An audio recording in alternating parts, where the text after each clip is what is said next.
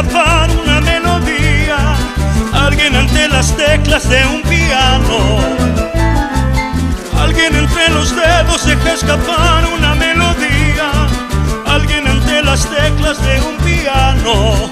Otro declama una obra en francés. Afuera las hojas caen y es otoño en París. Afuera las hojas caen y es otoño en París. Na, na, na, na, na, na, na, na.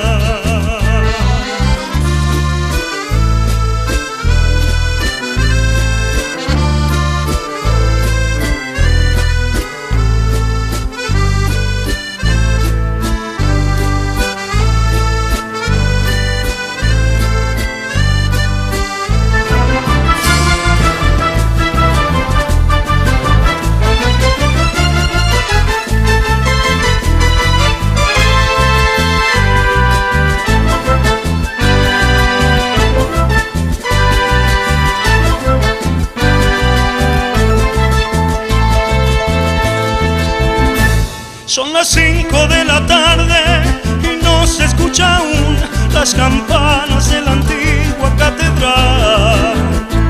Son las 5 de la tarde y no se escucha aún las campanas de la antigua catedral.